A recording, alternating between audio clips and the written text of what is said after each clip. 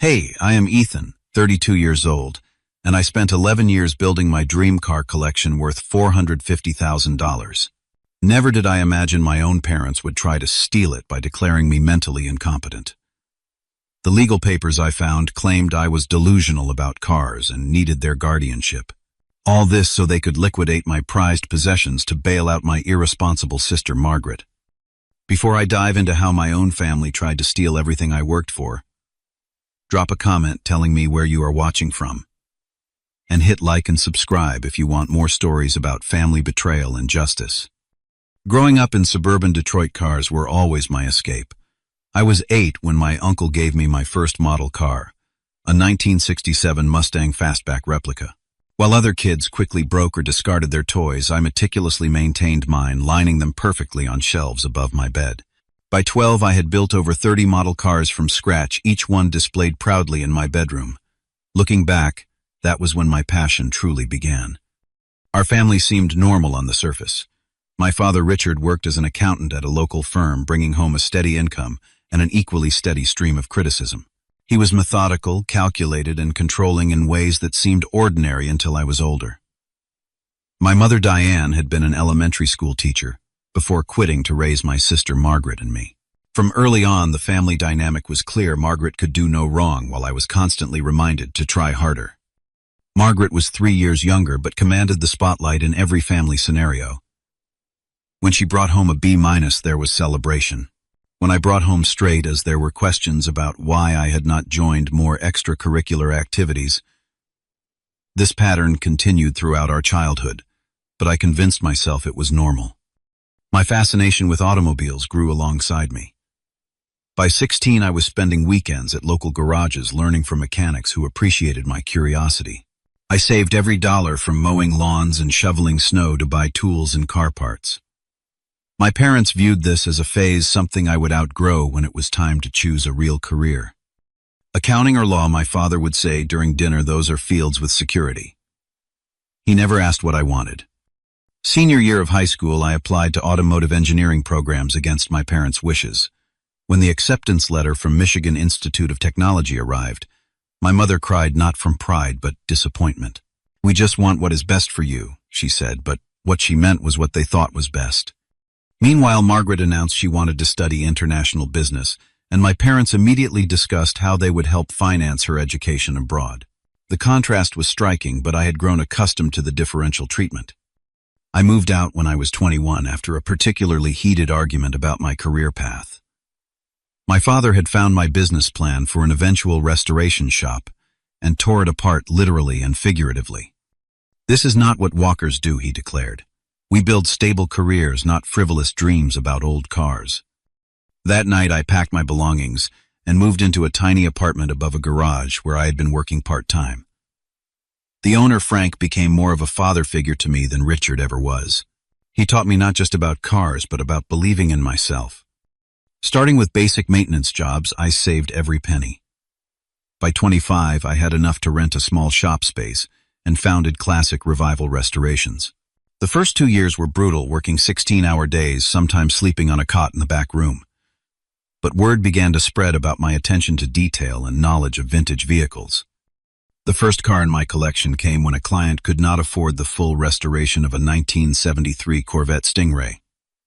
We worked out a deal. I would complete the restoration in exchange for partial ownership. 6 months later, he needed money and sold me his remaining stake. That Stingray became the cornerstone of what would eventually become my 5-car collection.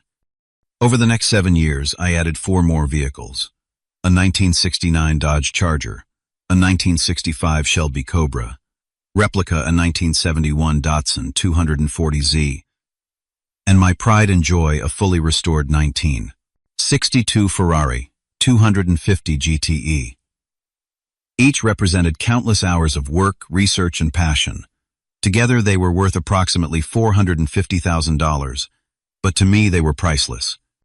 During those years, I maintained a cordial but distant relationship with my family. Holiday gatherings were stilted affairs, where my growing success was acknowledged, but minimized. My father would introduce me as Ethan. He fixes old cars, while Margaret was my daughter, the international marketing consultant. The fact that her company had gone through 3 rounds of layoffs with her narrowly escaping each one was never mentioned. I accepted this dynamic because I had built a life I was proud of regardless of their approval. My business was thriving. I had a collection I loved, and I had created a circle of friends who valued me. Little did I know that my success would trigger a chain of events that would reveal just how far my family would go to control me. Around my 30th birthday, the dynamics in our family began to shift. Margaret, now 27, had married Wesley Armstrong, a real estate agent with grand ambitions but limited success. They made a striking pair at family gatherings, always dressed in designer clothes and discussing their latest luxury purchases. Despite Margaret's mediocre career progression and Wesley's inconsistent commissions, they somehow maintained an appearance of wealth that even my parents seemed impressed by. Their wedding 3 years earlier had been an extravagant affair at one of Detroit's most exclusive venues. I later learned my parents had remortgaged their home to pay for it, something they had once told me was financially irresponsible when I had asked for a $5,000 loan to expand my business. I had eventually secured a bank loan instead, which I paid off 2 years ahead of schedule. 6 months after they married, Margaret and Wesley purchased a 5-bedroom house in Bloomfield Hills, one of Michigan's most expensive neighborhoods. The property featured a 3-car garage which remained empty, despite Wesley's constant talk about buying luxury vehicles, an indoor pool, and a guest house larger than my entire apartment. At the housewarming party, Wesley boasted about getting an incredible deal, though he was vague about the details. Margaret took me aside that evening. "It must be hard for you," she said, champagne glass in hand, "living in that tiny place while working on other people's dream cars." Her sympathy felt rehearsed, condescending. "I like my place," I replied honestly, "and some of those cars are mine." She laughed as if I had told a joke. "Those old things, Wesley is looking at a new Maserati next month. Now that is a real car collection." I did not bother explaining the difference between a collection of historic appreciating classics and depreciated luxury cars bought on credit. Some people would never understand the value of what I had built. As months passed, Margaret's veiled comments about my cars evolved into open envy. At a family barbecue, she cornered me after several glasses of wine. "You know what is unfair," she slurred slightly. "You have 5 cars for one person, and Wesley and I are sharing 1 car between us because we put everything into our home." "That was your choice," I pointed out. "And my cars are also my business. People see my collection and trust that I know what I am doing with theirs." She rolled her eyes. "Mom and Dad think it is weird too. Who needs 5 cars? It is like hoarding, but with expensive things." Thanksgiving that year marked a turning point. Margaret announced that she had been laid off from her marketing position, but quickly assured everyone it was corporate restructuring and not performance-related. Wesley was unusually quiet about his real estate prospects. When the conversation turned to my recent feature in Classic Car magazine, Margaret abruptly changed the subject. "Speaking of classics," she interrupted, "the classics department at Wesley's alma mater is fundraising. We have pledged $10,000. She smiled proudly, while our parents nodded approvingly. Later, as I helped my mother with dishes, she casually mentioned that Margaret and Wesley were having a temporary cash flow issue but were too proud to ask for help. The implication was clear. "I am not in a position to lend money right now," I said firmly. "Business expansion takes capital." My mother's expression hardened. "Family should come first, Ethan. Your sister would do it for you." Despite my better judgment, I eventually agreed to lend Margaret $5,000 to tide them over. She promised to repay me within 3 months. That money predictably was never repaid, and never mentioned again. By spring, rumors circulated within the family that Margaret and Wesley were in serious financial trouble. My cousin Alice, who worked at a local bank, hinted that their mortgage was underwater. "They bought at the absolute peak with minimal down payment," she whispered at a family gathering, "and their adjustable rate is about to reset much higher." 2 weeks later, I received an urgent text from my father. "Family emergency. Come to our house tonight." When I arrived, Margaret was red-eyed from crying while Wesley paced nervously. My parents sat solemnly at their dining table like judges at a tribunal. "We need to discuss a family matter," my father began once I sat down. Margaret and Wesley are facing foreclosure on their home. They need approximately $400,000 to clear their debts and retain their property. There was an expectant silence as everyone stared at me. The implication was so outrageous that I actually laughed, which was clearly the wrong response. "This is not funny, Ethan," my mother snapped. "Your sister could lose her home." "I do not have that kind of liquid cash," I said, regaining composure. "My business is asset-rich, but not—" "Your car collection," Wesley interrupted. "It is worth around that much, right, if you sold it?" "Absolutely not," I cut him off. "Those cars are both my passion and part of my business identity. They took me over a decade to acquire and restore." "They are just cars," Margaret cried. "This is our home we are talking about." "A home you could not afford," I countered. "I am sorry you are in this situation, but selling my collection is not the solution." My father leaned forward, his accountant persona taking over. "Be reasonable, Ethan. Cars depreciate. Real estate is an investment. If you help your sister now, you can rebuild your collection later when you are more financially stable." The irony of my father suddenly considering me financially unstable after years of steady business growth was not lost on me. "My collection has appreciated 20% in 3 years," I informed him. "And again, it is part of my business reputation." The conversation devolved from there. Margaret accused me of loving metal and engines more than family. My mother suggested I was being selfish. Wesley muttered something about blood being thicker than motor oil. Finally, my father delivered what he clearly thought was his closing argument. "Son, sometimes in life we need to make sacrifices for family. This is one of those times." "I have made sacrifices," I replied, standing up. "I sacrificed your approval to build my business. I sacrificed financial security in the early years. I have even sacrificed relationships because of my dedication. What I will not sacrifice is everything I have built because Margaret and Wesley bought a house they could not afford." As I reached the door, my father's voice turned cold. "We will see about that." At the time, I took it as an empty threat from a disappointed parent. I had no idea what they were already planning. The first hint that something was seriously wrong came 3 weeks after the family meeting. I received a call from my bank asking to verify recent attempts to access my account information. Someone had called multiple times claiming to be me but had failed the security questions. The bank representative suggested I change all my passwords and place a fraud alert on my credit report, which I did immediately. I assumed it was standard identity theft and filed a police report as a precaution. Then came the mail that changed everything. An official-looking envelope addressed to my parents was mistakenly delivered to my apartment. The return address showed a law firm I did not recognize. Under normal circumstances, I would have simply readdressed it and put it back in the mail. But something about the timing and my father's parting threat made me uneasy. I opened it. Inside was a copy of a legal petition filed with the county court. The heading read, "In the matter of Ethan Walker, petition for determination of incapacity and appointment of guardian." My parents were listed as the petitioners. My hands shook as I read through the document. According to this petition, I was suffering from delusional attachment disorder, compulsive acquisition tendencies, and financial incompetence, masked by temporary business success. The petition cited a lifelong history of mental health challenges and claimed I was unable to make sound financial or personal decisions due to an unhealthy obsession with automobiles. The document included statements from concerned parties who had observed my deteriorating mental state. These parties included my parents, Margaret Wesley, and 2 family friends who had known me since childhood. One of them, Dr. Lloyd Patterson, was identified as having professional concerns about my mental health, though he had never treated me, and his medical specialty was pediatric cardiology. Most disturbing were the attached photographs, clearly selected and possibly manipulated to support their narrative. One showed me looking disheveled after a 72-hour restoration marathon before a major show.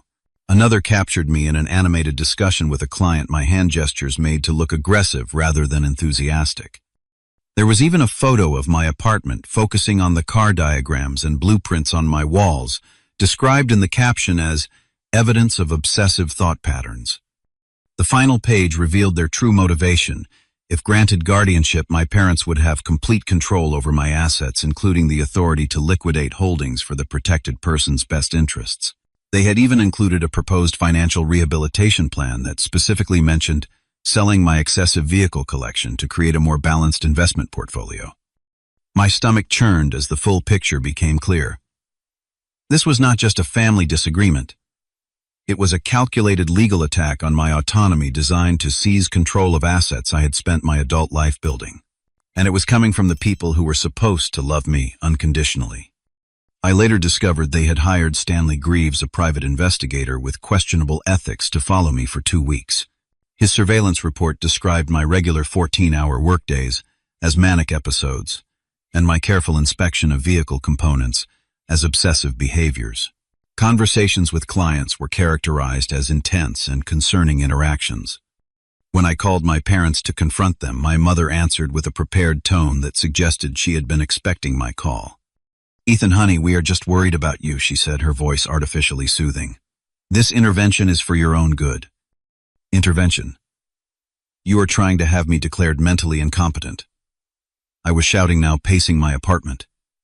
"You are lying to a court about my mental health so you can steal my cars." "See, this is exactly the kind of emotional overreaction we are concerned about," she replied calmly. "Your attachment to those objects is not healthy. Once you are better, you will thank us." My father took the phone. "Son, we have been watching your obsession with cars grow from childhood. It has prevented you from having a normal life, relationships, a family. This is not about the money or the cars. It is about getting you help. If it is not about the money, then why does your petition specifically outline selling my collection?" I challenged. There was a pause before he answered. "Because those vehicles are the physical manifestation of your disorder. Removing them is therapeutic, according to the specialists we have consulted." "What specialists?" The petition mentions Dr. Patterson, who is a pediatric cardiologist, not a psychiatrist. There are others. Dr. Mason has had concerns since you were a teenager. Dr. Mason. The name triggered a distant memory. My parents had taken me to see him 3 or 4 times when I was 15, claiming it was for career aptitude testing after I had expressed interest in automotive design rather than accounting like my father.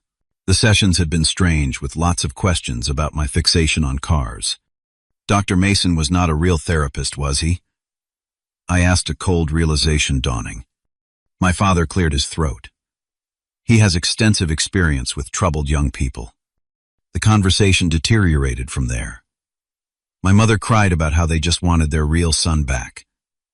My father insisted this was tough love necessary for my long-term well-being. Neither would acknowledge the truth. This was about getting my money to save Margaret from her financial mistakes. After hanging up, I experienced what I later recognized as a panic attack. For 30 minutes, I could not catch my breath, convinced my life was collapsing around me. The betrayal was so complete, so calculated that it seemed unreal. The people who had raised me were now trying to legally strip me of my agency as an adult.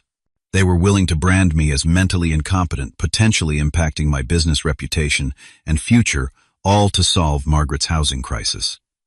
That night, I barely slept, my mind racing through options and implications. By morning, I knew I needed professional help, not the kind my parents thought I needed, but legal representation from someone who understood guardianship law. My family had declared war on my independence, and I needed to defend myself. The morning after discovering the petition, I called every law firm in Detroit that specialized in probate and guardianship law. Most could not see me for weeks, and those who could seemed hesitant once I explained the situation. Family guardianship cases were apparently messy, and many lawyers preferred to avoid them. On my 7th call, the receptionist at Winters Legal Group heard enough to put me through directly to Jessica Winters herself. "Mr. Walker," she said, after I had explained my situation, "what your family is attempting is troubling but not uncommon. Guardianship laws designed to protect vulnerable adults are increasingly being weaponized in family financial disputes." We scheduled an appointment for that afternoon. Jessica's office was modest but professional, with credentials covering one wall and family photos on another. She was perhaps 50, with sharp eyes that seemed to evaluate everything. First thing she said after reviewing the petition copy, "This is a serious legal matter. If your parents succeed, you would lose not just control of your assets, but your civil rights. You could not enter contracts, make medical decisions, or even decide where to live without your guardian's approval. My blood ran cold at the implications. Can they really do this? I run a successful business.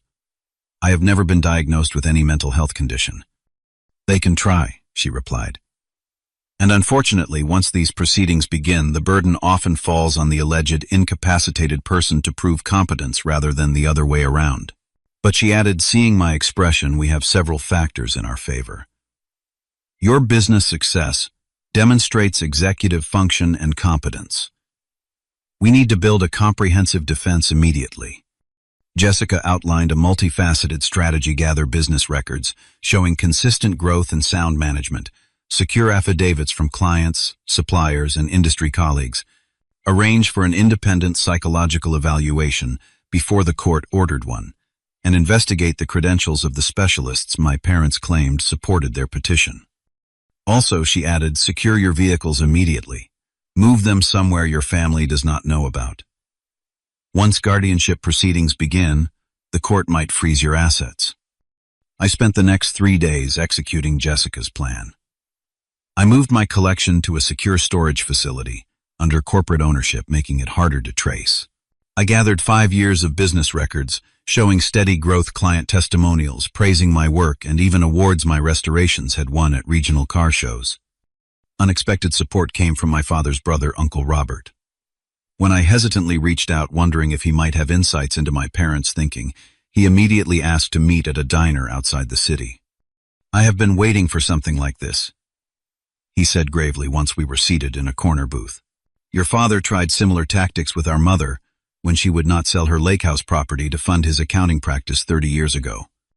I was stunned. He tried to have Grandma declared incompetent. Uncle Robert nodded. Claimed her refusal to sell was evidence of diminished capacity.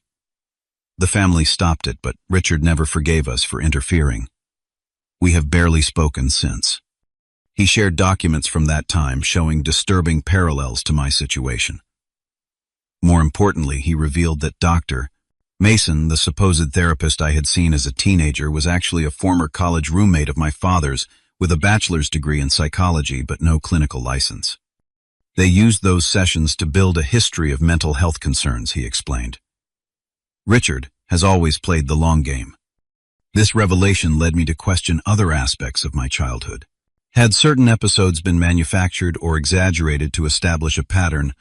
I recalled being taken to a hospital after staying up for 36 hours, working on a model car competition entry at 16. My parents had told relatives I had experienced a manic episode when in reality, I had simply been an enthusiastic teenager missing sleep to finish a project.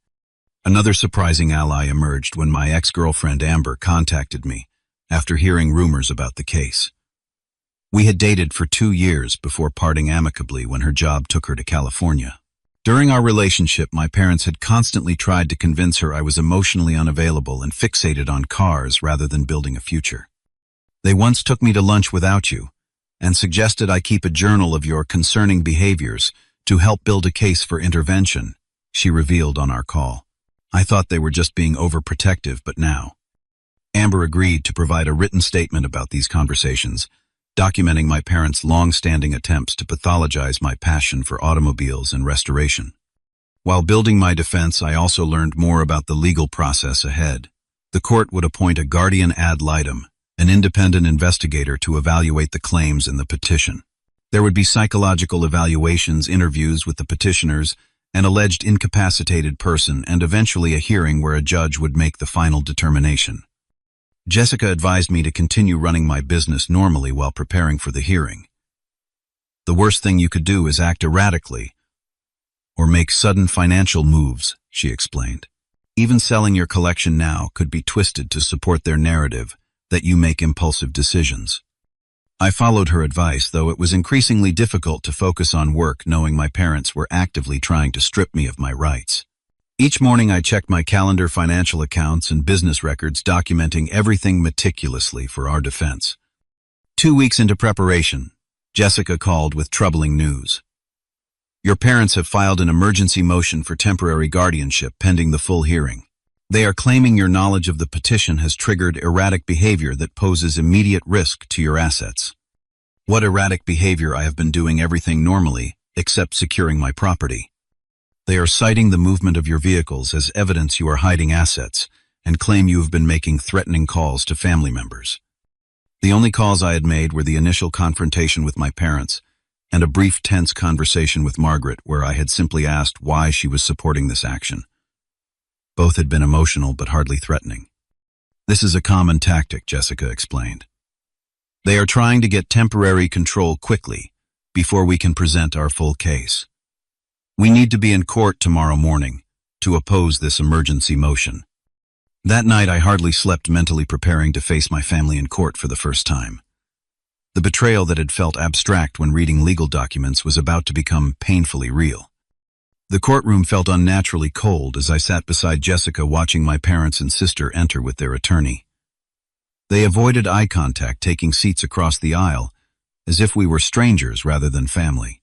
Their lawyer, Martin Blackwell, had a reputation for aggressive guardianship cases, particularly those involving substantial assets. Judge Eleanor Simmons, a veteran of the probate court, reviewed the emergency motion while the room remained silent. When she looked up, her expression was skeptical. Mr. Blackwell, your emergency motion cites immediate danger to assets, but provides limited specific evidence. Can you elaborate? Blackwell rose smoothly. Your Honor, since becoming aware of the guardianship petition, Mr. Walker has moved his entire vehicle collection, worth nearly $500,000, to an undisclosed location. This demonstrates exactly the impulsive, secretive behavior outlined in our petition and raises concerns about asset dissipation before the court can rule on guardianship. Jessica countered. Your Honor, my client moved his legally owned property to secure storage after discovering his family was attempting to seize control of his assets with the explicit goal of liquidating them. This was a rational protective measure, not evidence of incapacity. The judge turned to me. Mr. Walker, are these vehicles still in your possession, or have you sold or encumbered them? They are still mine, Your Honor, I answered. I simply moved them to prevent potential interference before this matter is resolved. I can provide documentation of their current secure storage. After hearing arguments from both sides, Judge Simmons denied the emergency motion, but ordered an expedited process for the main guardianship petition, including an independent psychiatric evaluation within 10 days. She also appointed Andrea Holden as guardian ad litem to investigate the case and provide recommendations to the court. Until this matter is resolved, the judge concluded Mr. Walker shall maintain his assets in their current state, with no sales or transfers of the vehicles in question. It was a small victory, but the accelerated timeline meant we had less time to prepare our defense. As we left the courtroom, I caught Margaret whispering to our mother, both glancing at me with expressions mixing anger and something that looked almost like pity. The court-appointed psychiatrist Dr. Sarah Harmon had an office in a modern medical building downtown. Her evaluation would be crucial to the case, and Jessica had prepared me extensively for the types of questions and assessments to expect. Be yourself, she advised. Do not try to hide your passion for cars and restoration, but articulate how it functions as both business and personal interest.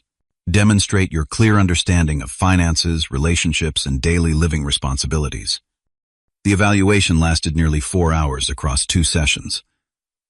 Dr. Harmon was thorough, but fair, asking about my childhood education, business development, and relationships.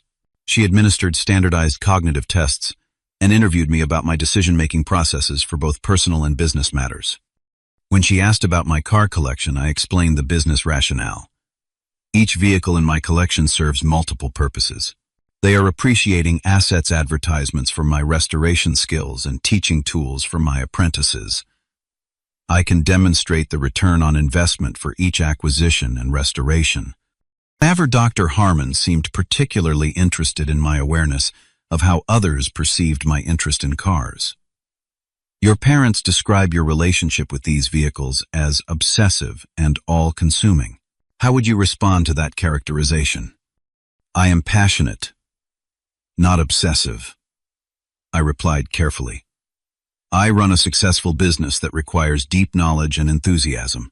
Outside of work, I maintain friendships, pursue other interests like hiking and photography, and handle my personal responsibilities. The difference is that my parents have never valued my chosen field, so they pathologize the dedication that would be praised in a surgeon or attorney. While awaiting Dr. Harmon's report concerning developments emerged on multiple fronts, several clients called to postpone projects, mentioning they had received concerning information about my business stability. One directly referenced a call from someone claiming to be a family member worried about my mental health. Jessica filed a motion to prohibit my parents from interfering with my business, but the damage was spreading. Industry colleagues began treating me differently at a regional auto show, some avoiding me altogether. The whisper campaign was working.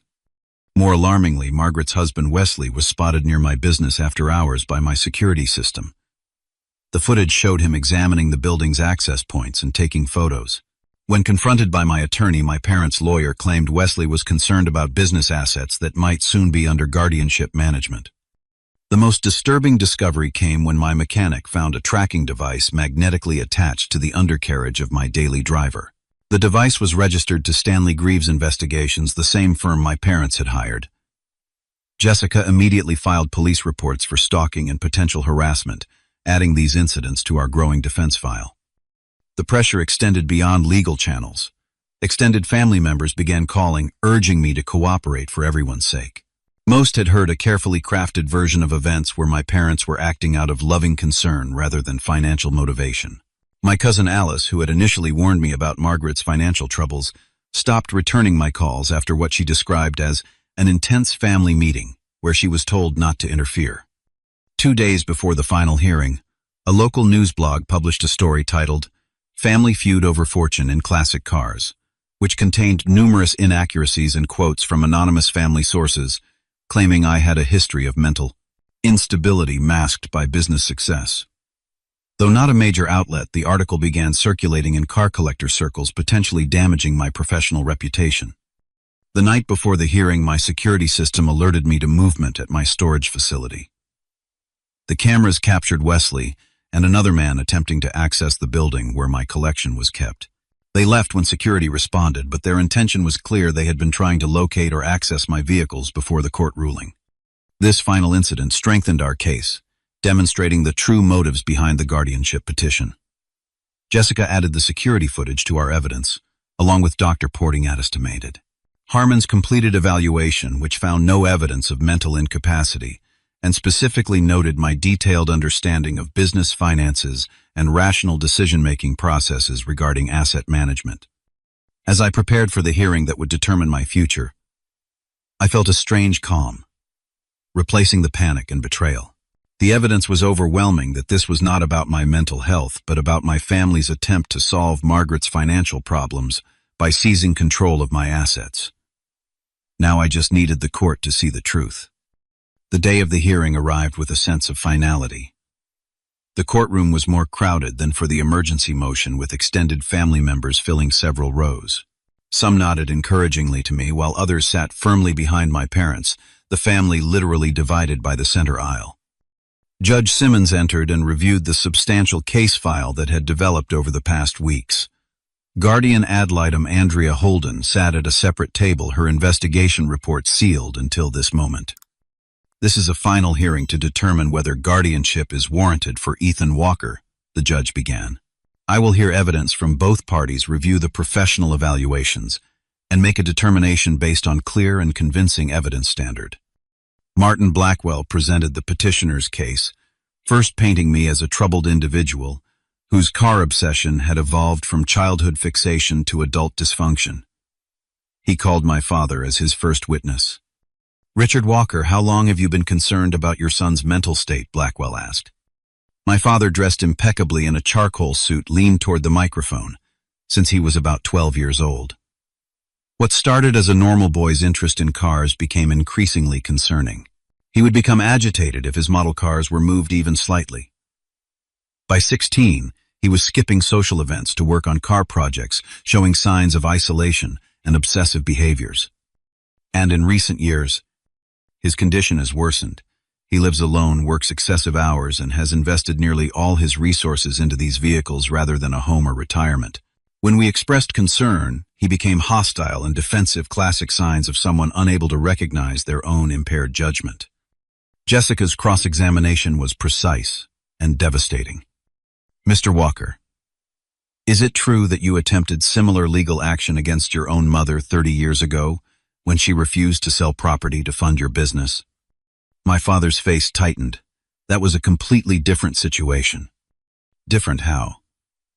Were you not trying to have your mother declared incompetent to gain control of her lake house property? Objection. Blackwell interjected. Relevance. I will allow it, Judge Simmons ruled. The petitioner's history with similar proceedings is relevant to credibility. My father was forced to acknowledge the previous attempt, though he insisted the circumstances were entirely different. His discomfort was visible as Jessica methodically dismantled his narrative.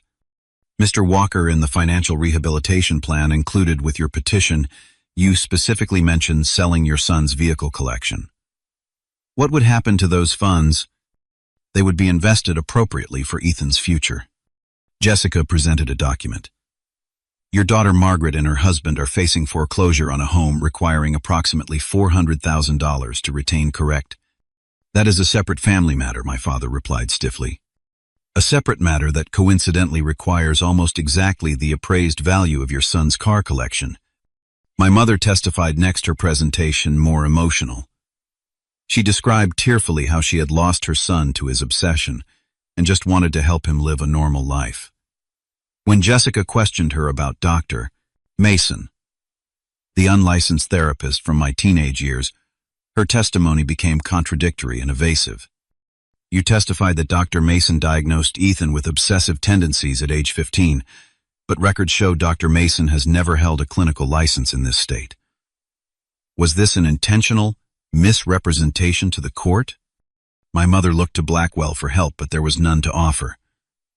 We believed he was qualified, she finally answered. Margaret's testimony proved even more problematic for their case. Under questioning about the timing of the guardianship petition, she inadvertently revealed the connection to her housing situation. We tried asking him directly to help with our mortgage situation by selling just 1 or 2 cars, but he refused. That is when we realized how irrational he had become about these objects. So the petition came after he refused to sell his property to solve your financial problems, Jessica clarified. Well, yes, but that just demonstrated his problem, Margaret insisted. What kind of person chooses cars over helping his sister keep her home? When pressed about her own financial decisions, Margaret became defensive and eventually broke down, admitting they had purchased their home knowing it exceeded their budget because they expected significant commission increases that never materialized. Dr. Harmon's testimony followed, presenting her professional assessment. I found Mr. Walker to be fully oriented, rational, and competent in all cognitive and executive function assessments. His interest in vintage automobiles, while passionate, does not impair his judgment or functioning. In fact, he has channeled this interest into a successful business, showing considerable financial acumen. She directly addressed the claims in the petition. What his family characterizes as obsession appears to be specialized professional knowledge and enthusiasm, Mr. Pepperis. Walker maintains appropriate boundaries between his business interests and other life aspects. I found no clinical evidence supporting the need for guardianship. Andrea Holden, the guardian ad litem, presented similar conclusions. After thorough investigation, including interviews with business associates, clients, and friends of Mr. Walker, I found consistent evidence of competent decision-making, successful business management, and appropriate social functioning. Most damaging to my parents' case was her assessment of their motives. There appears to be significant financial motivation behind this petition, specifically related to the petitioner's daughter's property foreclosure. Evidence suggests the primary goal is gaining control of Mr. Walker's assets, rather than concern for his welfare. My Uncle Robert's testimony about the previous guardianship attempt against my grandmother further undermined my parents' credibility. He provided documentation showing the pattern of behavior spanning decades. Richard has always used whatever means necessary to control family resources, he testified. When conventional pressure fails, he resorts to more extreme measures, including weaponizing guardianship laws. When my turn came to testify, I felt surprisingly calm. I described building my business from nothing, the careful research behind each vehicle acquisition, and my business plan showing projected growth and succession planning. These cars are not just possessions, I explained. They represent my business reputation, my expertise, and yes, my passion. But passion is not pathology. Every restoration teaches me something new that improves my craft. Every vehicle in my collection was acquired through careful consideration of its historical significance, restoration potential, and investment value. I addressed the court directly for my closing statement. Your Honor, my parents raised me to be independent and self-sufficient, then attempted to strip me of that independence when I succeeded on my own terms rather than theirs. They have manufactured concerns about my mental health to gain control of assets I built without their support or approval. This petition is not about protecting me, but about forcing me to solve my sister's financial problems by liquidating what I have spent my adult life building. After final arguments from both attorneys, Judge Simmons called a 1-hour recess to review all evidence before rendering her decision. That hour felt eternal as I sat in the hallway avoiding eye contact with family members passing by. When court reconvened, Judge Simmons delivered her ruling with clear conviction. Having reviewed all testimony, professional evaluations, and evidence presented, I find no clear and convincing evidence that Ethan Walker lacks the capacity to manage his person or property. The petition for guardianship is denied. She continued with unexpected force. Furthermore, I find disturbing evidence that this petition was filed with improper financial motivation rather than genuine concern for Mr. Walker's welfare. The manipulation of guardianship proceedings for financial gain is a serious matter. She ordered my parents to pay all court costs and my legal fees and referred the case to the district attorney's office for potential investigation into perjury charges regarding the misrepresentation of Dr. Mason's credentials. This court will not be used as a tool to seize control of legally acquired assets from a competent adult, she concluded firmly. The gavel's sound marked the end of the nightmare that had consumed my life for weeks. My parents sat stunned while Margaret buried her face in her hands. As people began filing out, Jessica squeezed my shoulder. Congratulations, your independence is officially intact. I nodded, feeling not triumph but a profound sadness beneath the relief. I had won my freedom but lost my family in the process. The days following the court victory were strangely hollow. My legal status was secure, my assets protected, but the emotional aftermath was just beginning. My parents made several attempts to contact me, leaving voicemails that ranged from defensive justifications to tearful pleas, without ever offering a genuine apology or acknowledgement of what they had done. Ethan, we only wanted what was best for you, my mother claimed in one message. We still think you need help, but we respect the court's decision. Margaret's approach was even more tone-deaf. I hope you are happy now that Wesley and I will lose our home. Family is supposed to help each other. After consulting with Jessica, I filed for a restraining order against my immediate family. The judge granted it based on the surveillance evidence tracking device and attempted access to my storage facility. The order prevented them from coming near my home business or contacting me directly for 6 months. 2 weeks after the hearing, Margaret and Wesley's house officially went into foreclosure. They moved into my parents' guest room, according to Uncle Robert, who had become my primary link to family news. The irony was not lost on me that their solution had always been available, downsizing to a home they could actually afford. But they had tried to appropriate my assets instead. Rebuilding my business reputation became my primary focus. The local news blog article had done some damage in collector circles, with potential clients asking pointed questions about my stability.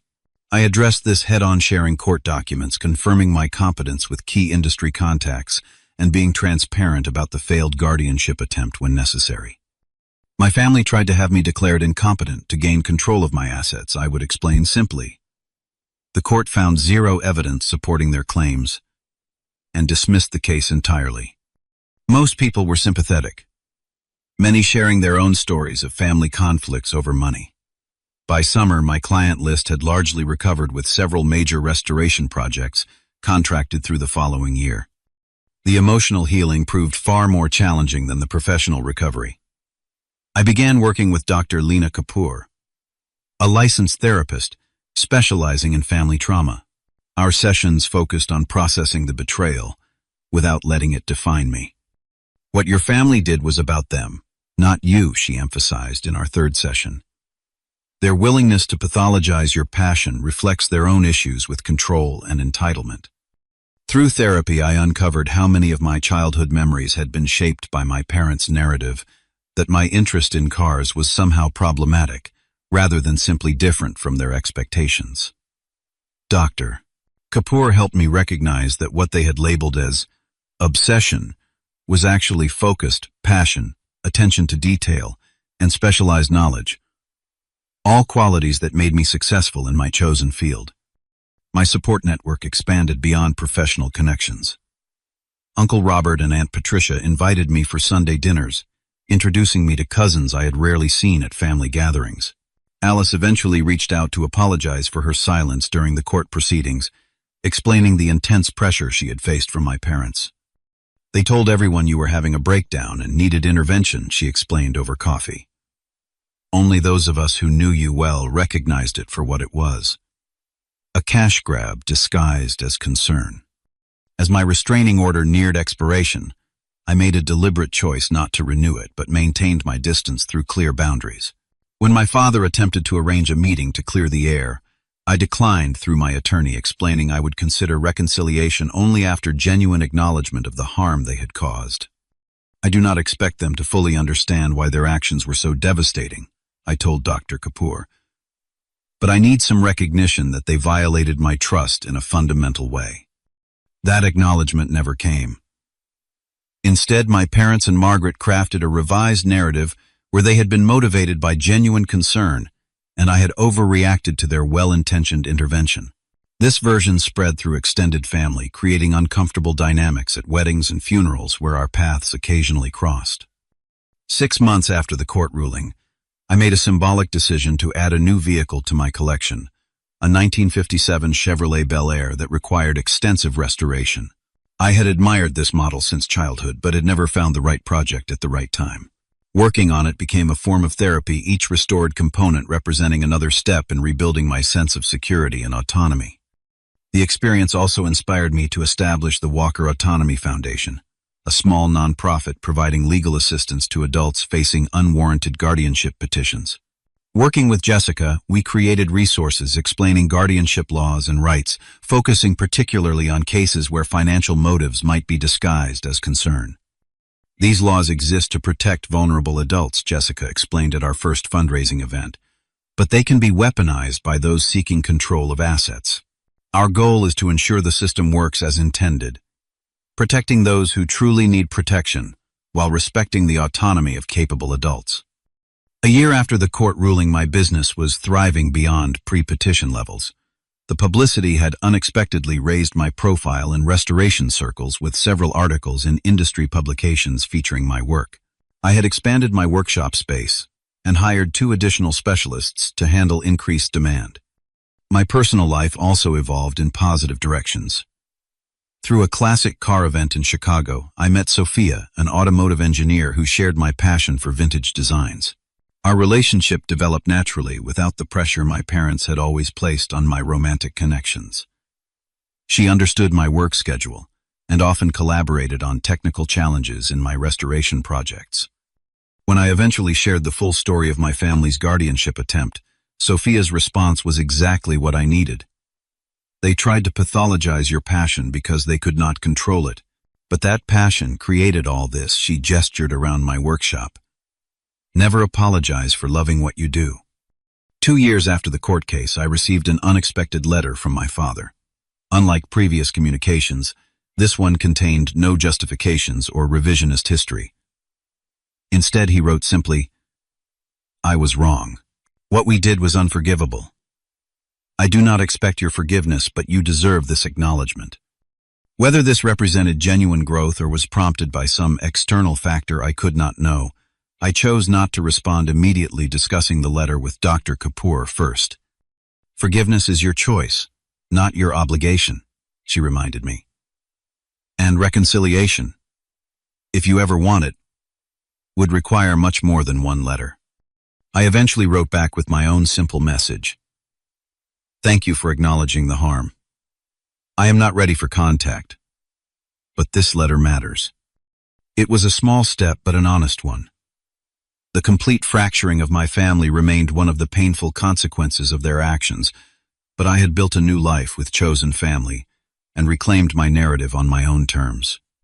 Looking back at the entire experience now, I recognize that what my parents tried to take from me went far beyond 5 cars worth $450,000.